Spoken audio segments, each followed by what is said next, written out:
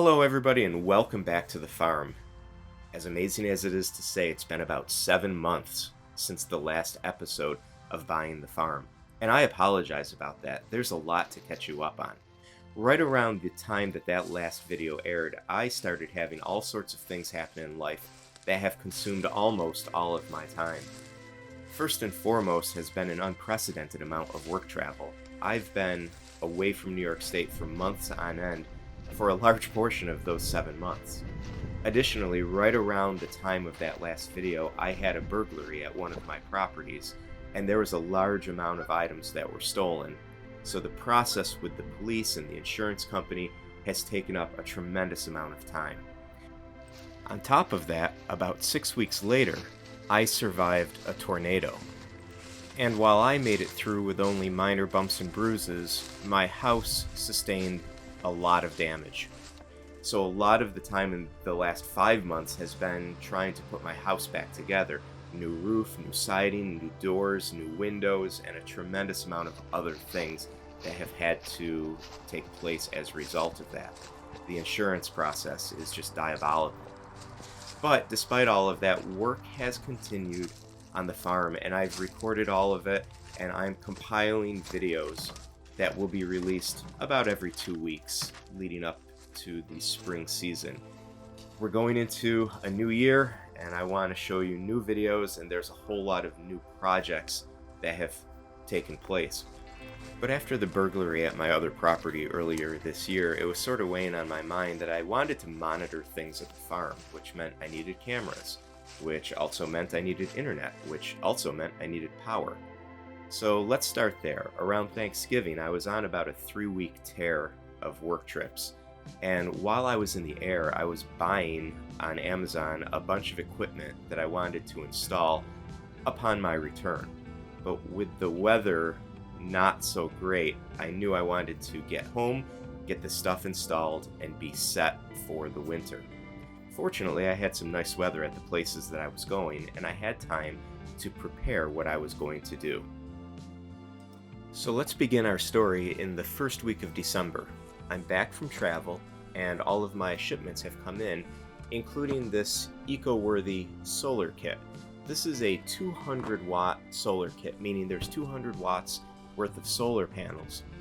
And it comes with everything you need: the solar controller, a DC to AC inverter, which is 600 watts, and all of the necessary hardware to mount this thing. So to begin with, the solar panels were packed really nicely. The first step is to unpack all of the solar panels and identify all of the different pieces that you have to work with. When you install one of these solar kits, the very first thing that you have to do is figure out how you're going to mount it to the roof. And this kit comes with everything that you need. Reading the documentation is always a good place to start. And this kit comes with a lot of relevant documentation, as well as some advertising material for add-ons and other components that you can buy. Now, this is definitely something that you want to do when you have time and in a good environment.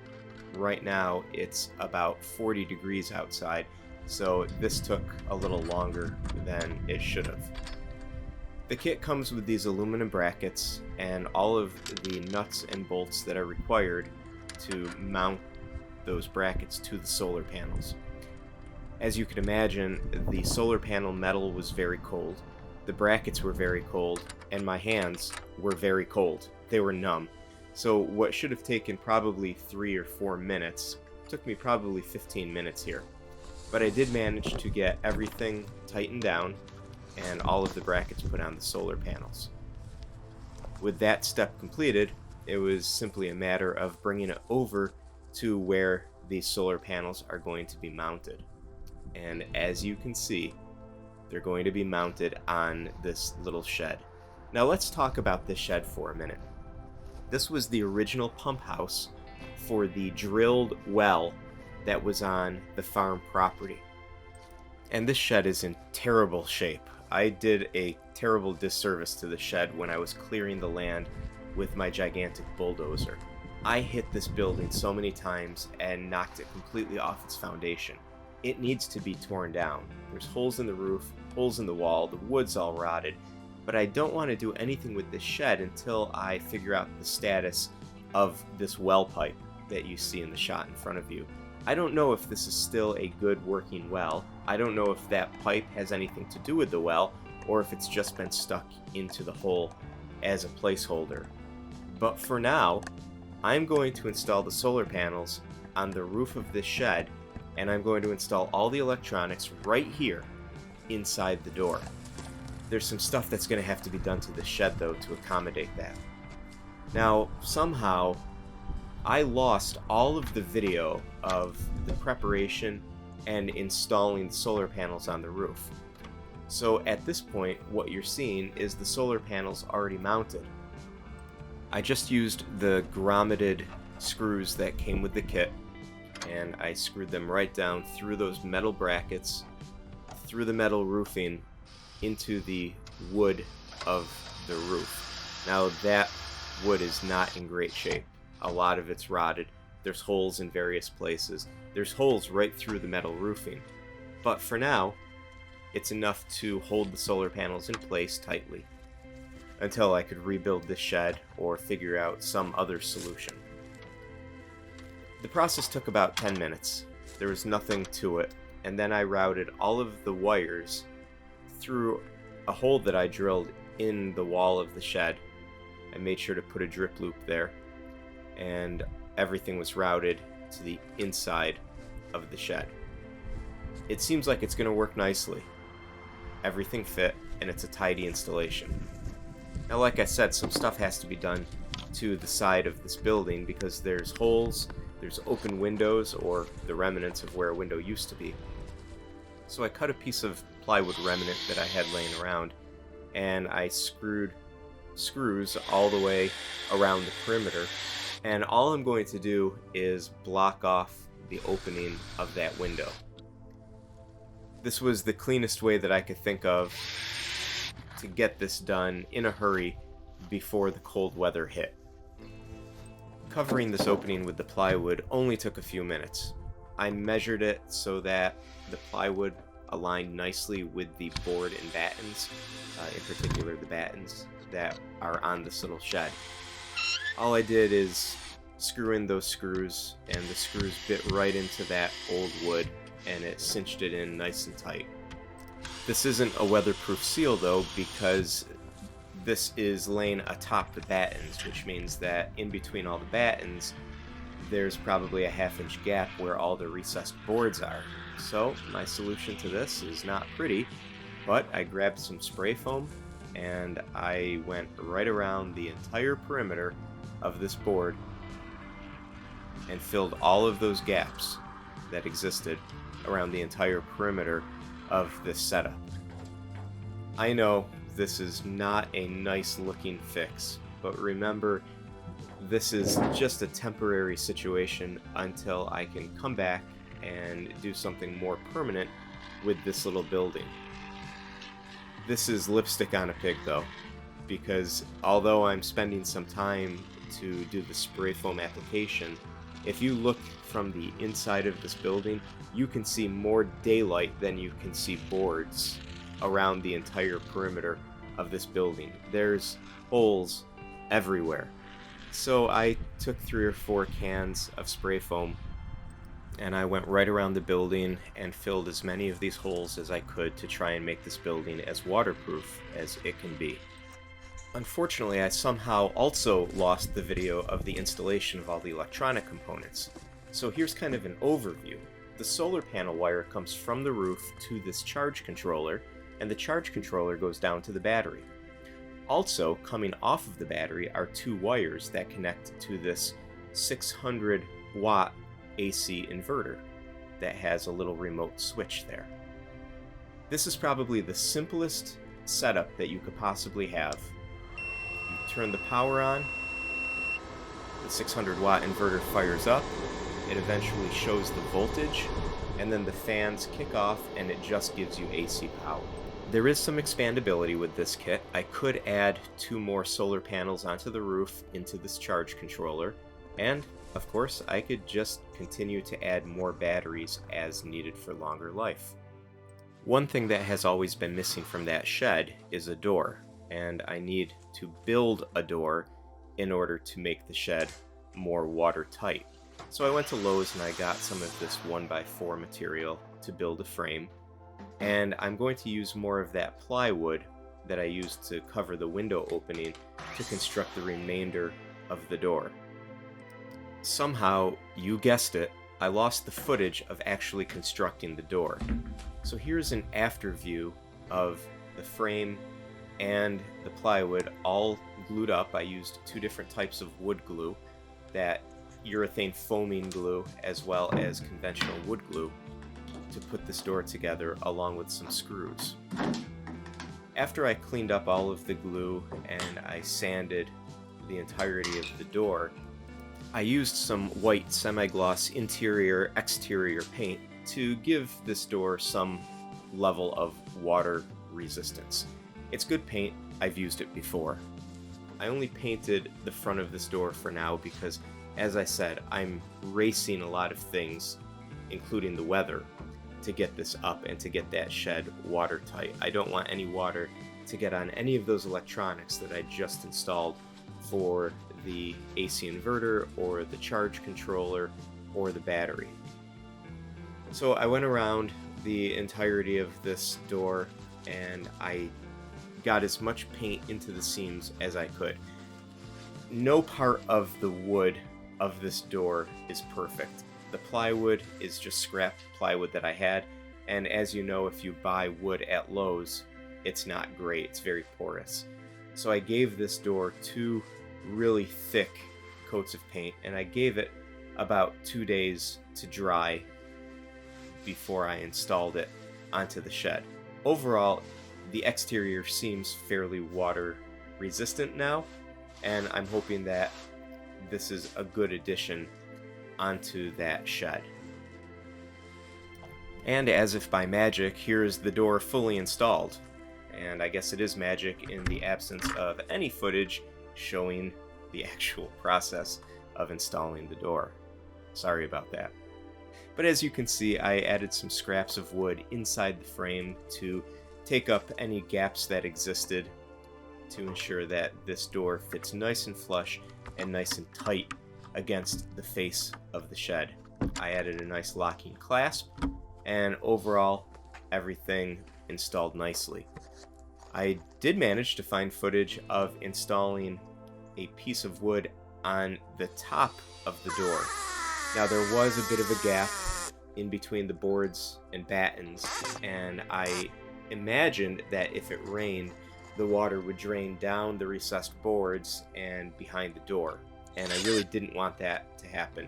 So I found this scrap piece of wood, and I cut it, and I installed it atop the battens, very flush and tight against the top of the door frame. And just as I did in the previous example, I put some spray foam up on top, and that filled in all of the gaps nicely. So now if it rains, the water is shed over the face of the door instead of behind it. This was a very frosty 33-degree morning, so I was happy to pack up and leave, but before I did, not knowing if I was going to be back before the snowfall, I wanted to make sure to cover the diesel stacks of both of these large tractors that I own. I do have another trip coming up, so I wanted to make sure that in the event that it snowed again, everything was protected.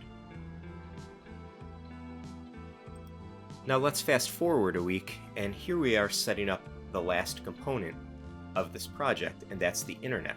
So I have one of these Netgear Nighthawk M100 4G hotspots, and I like this because I can output an Ethernet cable and put it into a Wi-Fi extender. Now this device is a 24-volt power over Ethernet injector, which powers via one wire this ingenious long-range Wi-Fi extender. So with the combination of all of these pieces, I only have 2 plugs to plug in, and only one long Ethernet cable to go from the electrical setup in that shed out up a pole to this ingenious Wi-Fi extender. So again, I went back to Lowe's and I got one of this 1x2 8-foot pine material, and all I want to do is zip tie the ingenious Wi-Fi extender to the end of this 8-foot wood pole.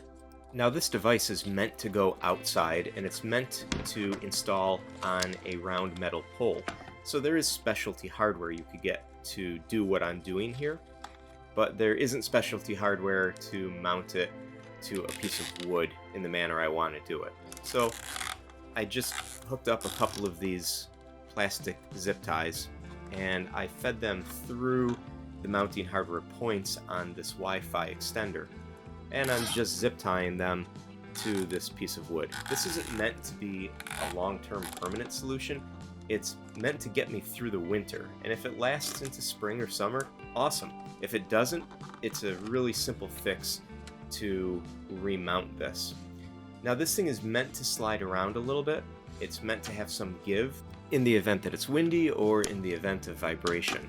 Now the last thing that we're doing is simply clipping the tails of these zip ties, and this is largely good to go.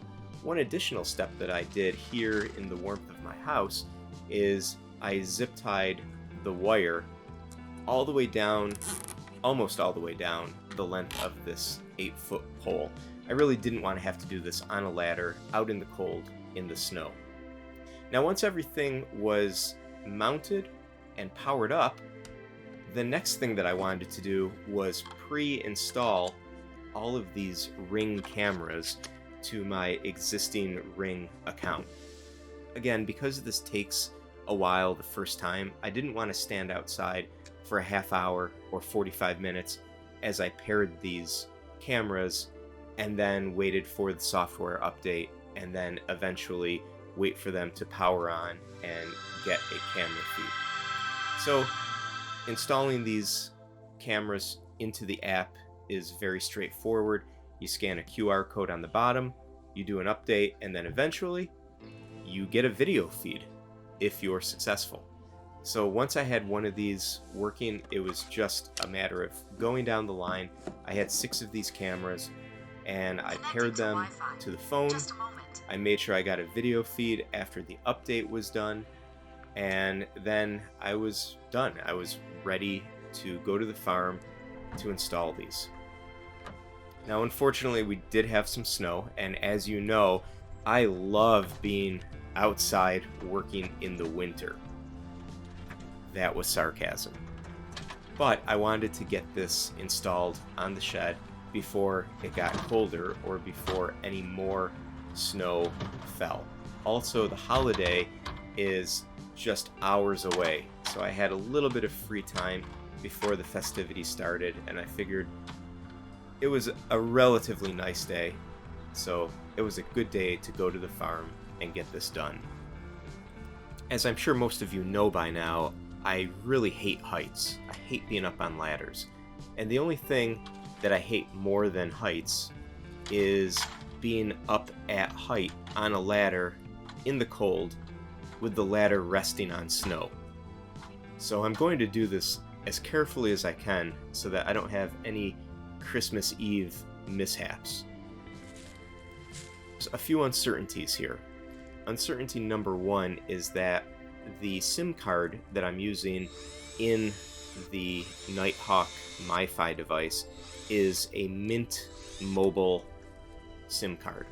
I chose Mint Mobile because I really have a low internet requirement here.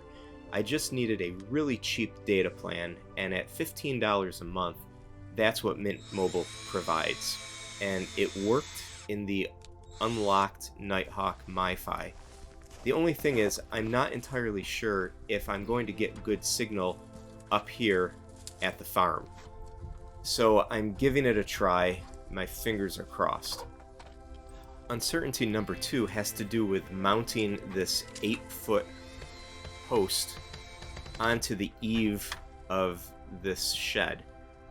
The wood is rotted, So that's one thing that I have going against me.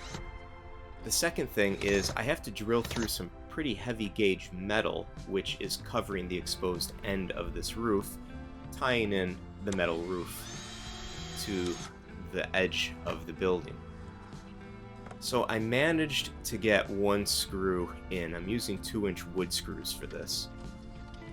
I did manage to get the second screw in, and to say that this board is wobbly is probably the understatement of the year. But it's up there and it's staying for now, so I'm simply going to feed this one Ethernet wire into the shed and then plug it in and hope for the best.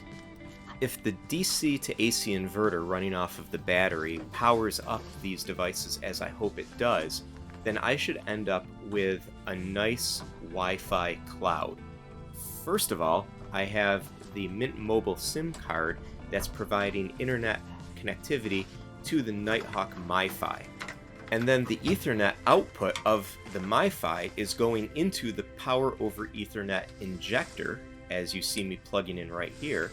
And then the output of the injector is providing 24 volts and Ethernet packets out over that one single black wire through the shed, up the pole, into that ingenious Wi-Fi access point, which should then broadcast about a 1.5 kilometer Wi-Fi cloud.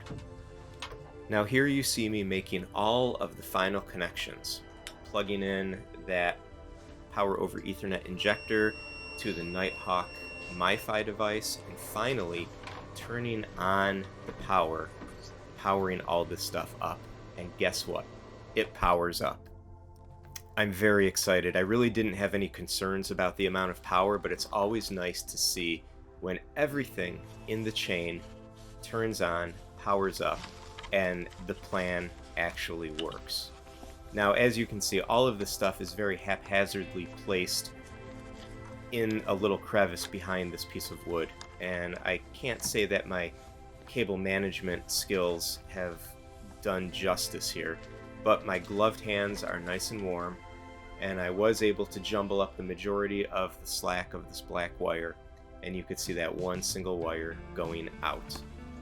Now at this point, all that's left to do, I hope, is simply insert the batteries into these pre-configured Ring cameras, and then they should turn on, connect to the Wi-Fi that is also pre-configured, and they should just work in the app. But of course, they didn't. And that brings us into Christmas.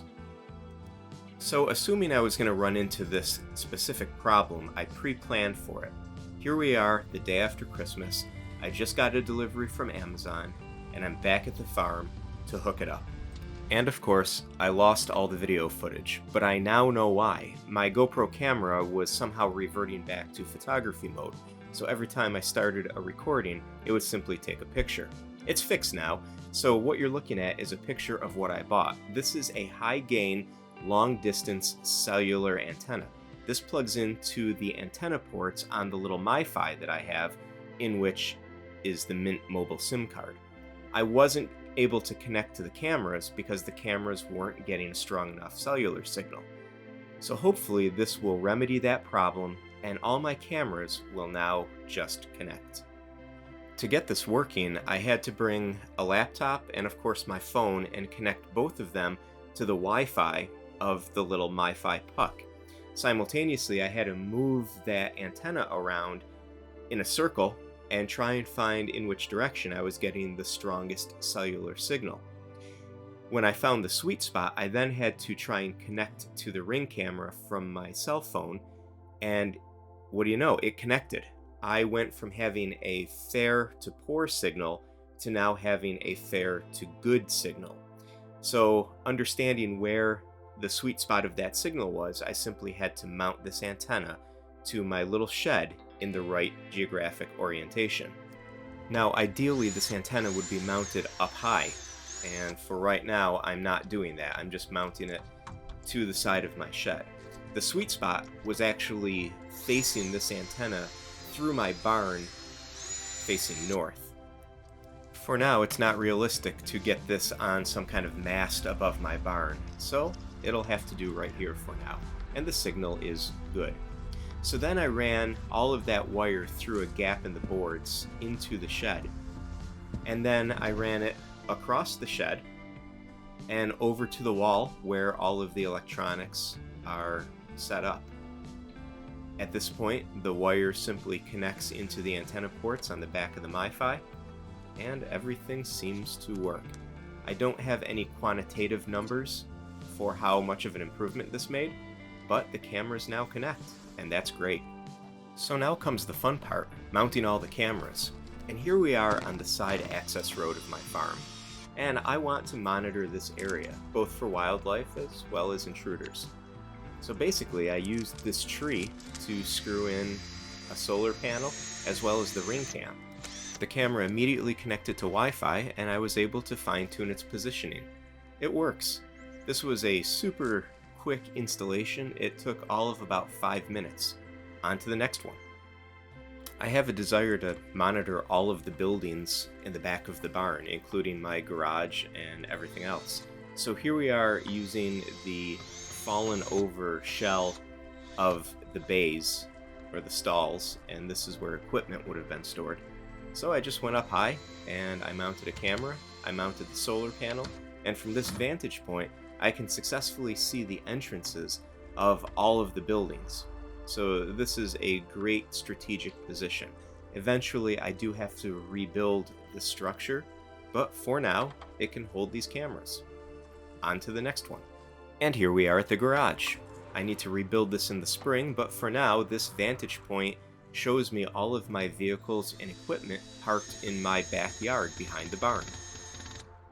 Up next, I'm taking a bit of a walk. I have 2 cameras, one for on the beehives and one for the land bridge.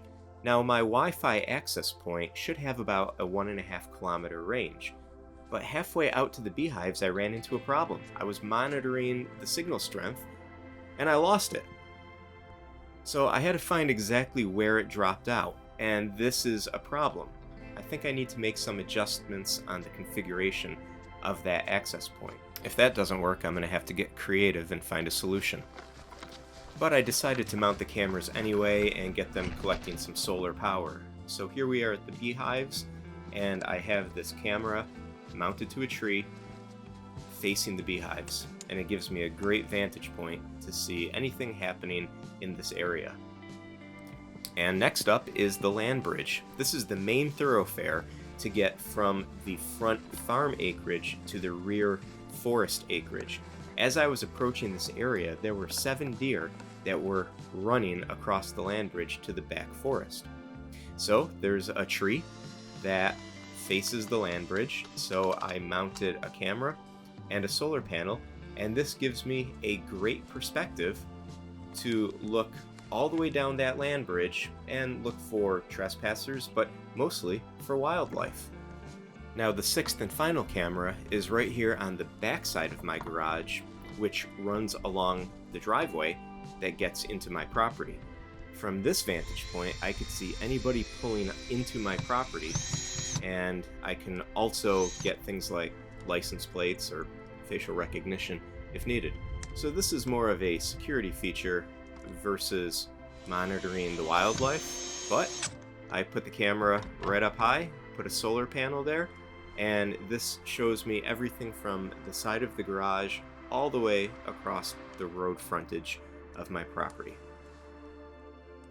So overall, I consider this a very successful, albeit very expensive, couple of weeks setting up this entire system, which fills a need that I had at my property. At this point, I can go home, monitor my cameras, and plan what the next thing is. So for all of you viewers, the next thing is the next video. I have several coming out roughly every 10 days, leading up into the springtime months. So please stay tuned. I also don't want to miss this opportunity to thank you, the viewers, and to wish you the merriest of holiday seasons, and to wish you a very healthy, happy, and prosperous new year. I want to thank you for all of the emails, all of the comments. expressing concern over where I've been, over if the channel's going to continue. And again, I'm going to apologize for the massive gap in videos over the last year. A lot of things have happened, but they've all come to successful resolutions. So at this point, I could focus on publishing all of the footage I have from the last year, plan for new projects, and of course, bring you all along on the ride with me. I hope you've all enjoyed this episode. Thanks for watching, and we'll see you in the next video.